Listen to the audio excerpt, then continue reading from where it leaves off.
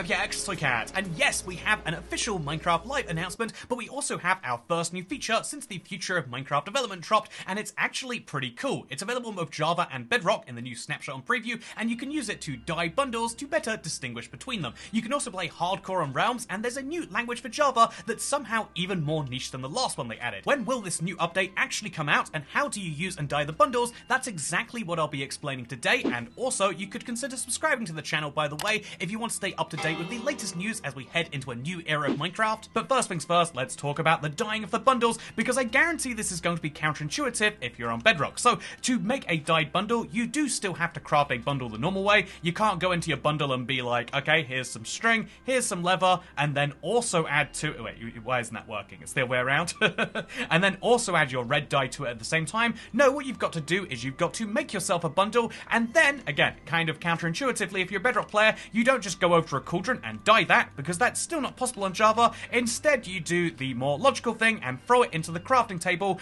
You can't right-click it, because obviously this is not going to work. It's just going to go right in the bundle. Instead, you put it in the crafting table, and boom, a red bundle is created. This is how you, which by the way, I might go ahead and make myself a red bundle, just so I can store all these pesky bundle ingredients that I've got lying around anyway. But yeah, you can now do 16 separate colors of bundle, and this is actually incredible. I love how vibrant some of these colors are, and I especially think that the yellow one is great. It looks like a gold bundle, doesn't it? I love the fact that light gray looks a lot like silver, and I think that they're all incredibly vibrant colors, and this is just one of those no-brainer changes. It makes bundles so much easier to distinguish, so that when you've got a bundle with blocks in, or a bundle with food in, or a bundle with weird items in, they can actually stand out from one another. Fun fact though, even though we've got all these new bundle types, you actually can still group bundles into bundles. So if you've got all these bundles and you don't know where to put them, put your bundles inside your other bundles, and now it makes it easier to actually stack multi-layered deep bundles, because you can actually see which each one is holding a little bit easier, and I think that's really fun personally. Let's go ahead and put the pink bundle in the black bundle, and then put the black bundle in the orange bundle, and now we can go multi-layered deep. Isn't this beautiful? Maybe you agree, maybe you don't, but what you might also enjoy is the fact that this update has other features inside of it. So the major other one is hardcore on realms, but also they have fixed a few bugs, which means that, you know, features you might not have thought of features have come to the game. So honey, for example, is one that a lot of people know about. It's a good way to avoid poison, and poison only, so I recommend milk buckets still, but you can now eat this even when you have full health. This used to previously only be possible on peaceful and in creative, but now you can drink honey if you've got some poison you'd like to get rid of, and I think that's kind of wonderful. You could also just drink it to re-up your saturation, in theory. I don't know how well that will work in practice, but what I do know is that if you want to use a furnace minecart, surprisingly, they just got an update. There was a bug where they weren't cornering correctly, and that has now been fixed. The furnace minecart is still an absolutely awful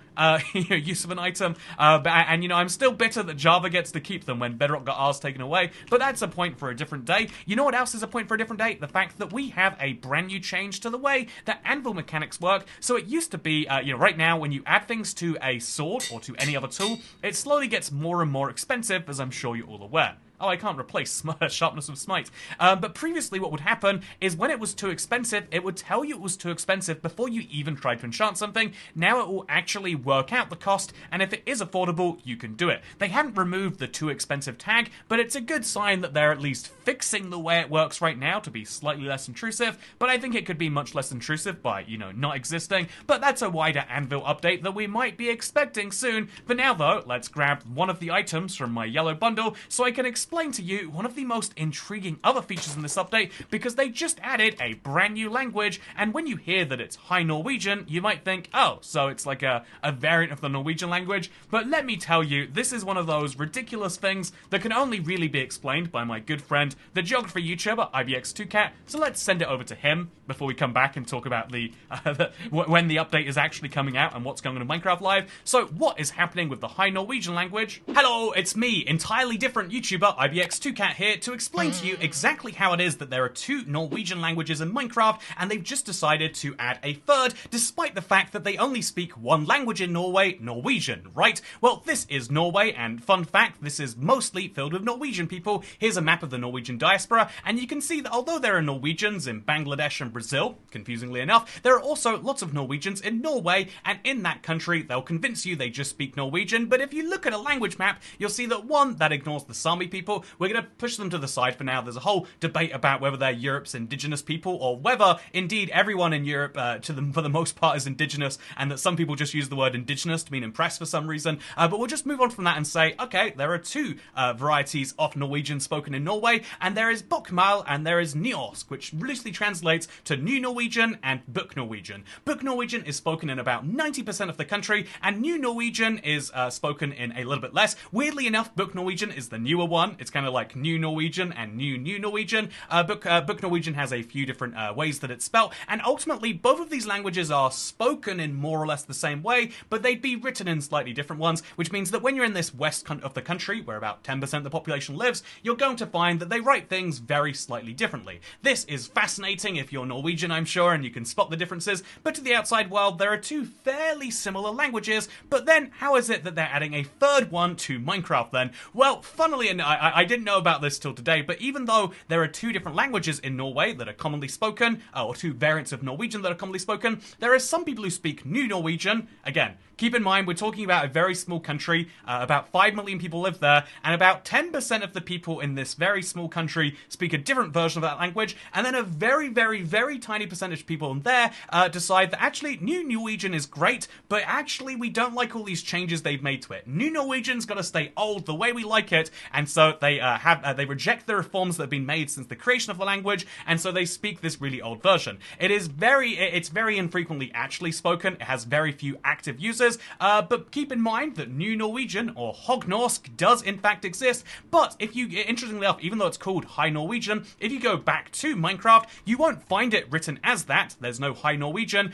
but under H, between Hawaii and Hungarian, you'll find Norsk's Landsmål, and it's called that because even though it's High Norwegian in English, if you actually look, the language they've decided to use is the Landsmål, which is more or less the original thing that New Norsk come from. But basically, we're talking about a tiny percentage of a tiny country, but they have their own language now, and I'm amazed at the depths that Minecraft seems to go to get these niche languages in the game, so good job, I guess. Isn't that exciting? And I mean, if you're looking for more niche languages to add, give it a shot. Why not? But yeah, for now, I feel like the 8 people in the world who speak High Norwegian are celebrating, and I would love to hear from you if that's you, except I won't hear from you because you clearly don't speak English, because High Norwegian is the way to go. Anyway, I'll send this back to IBX Toycat now. I think he has some things to say about Minecraft. Thanks for that one, Mr. IBX Toycat. I really appreciate your insight on this matter, of which I otherwise did not know, and hopefully everyone watching this video does too. But yeah, I think that is a fascinating little tale of adding a new language via a snapshot,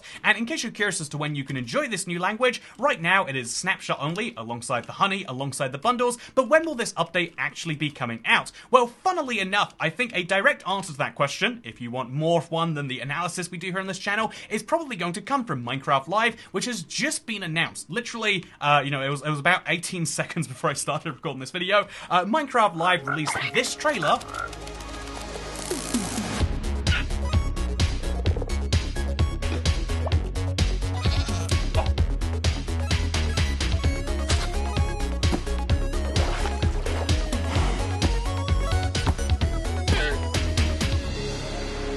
Just a reminder, this is going to be the first time that Minecraft Live is trialing its new, shorter format. They're going to be doing 2 of these a year, so this is going to be our first Minecraft Live, but we should expect one probably around March of next year sometime. Anyway, so Minecraft Live has been announced, and they are going to be telling us about what they're working on right now. This means they're going to tell us all about this bundle update that we can literally see in snapshots, but we should expect, based on every other Minecraft Live in existence, that we'll also see things that are pre-snapshot, that are currently prototypes, that are currently, subject to change, etc. But we're going to be learning about the future of Minecraft development in a big way, and therefore this is a show with a lot of anticipation behind it. It's going to be more focused and so slightly shorter, but hopefully it's going to be a more interesting look at the future of Minecraft. Or maybe they're just going to talk about bundles for half an hour. It's hard to say for sure right now, but what we can say with absolute certainty is that there is going to be a Minecraft Live, and it's coming in just 10 days, and so next Saturday, I think, if I got the days correct, next September the 28th, if not,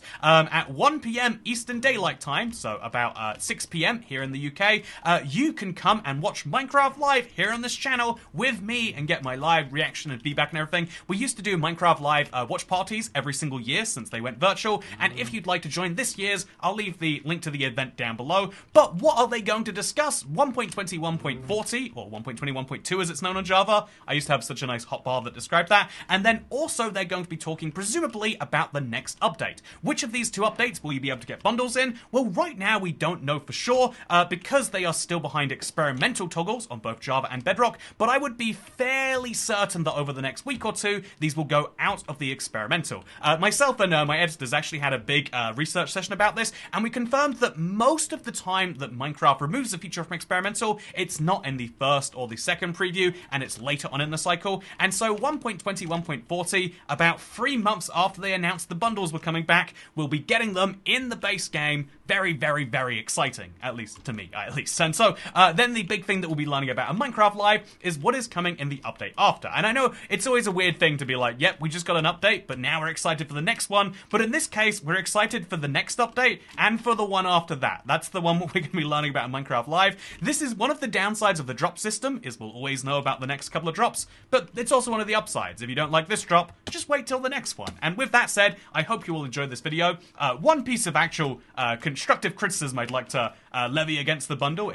If you're watching Mojang, you probably aren't. You probably got bored at the Norwegian rant. You know what? That IBX2Cat guy, terribly boring. I can never invite him to a party. But in case you are watching Mojang, I feel like the bundles being dyed with dye is a fun idea, right? And them all being unique items is a cool thing when you see them in the creative inventory. But also, we are cluttering up Minecraft. I feel like you could make the system more fun by saying, what if we actually made it so you can dye them an infinite number of colors? So you can have reddy green, you can have greeny red, and that way, instead of having to have 16 brand new items, you'd have one bundle that can dye itself, you know, thousands of colors, just like how chest plates and things like that can be. That would be my feedback, but yeah, I hope they do consider changing it, but I imagine at this stage we probably won't see that. Speaking of things we won't see, the end of this video, I hope you enjoyed it very much, and I look forward to seeing you in the next one.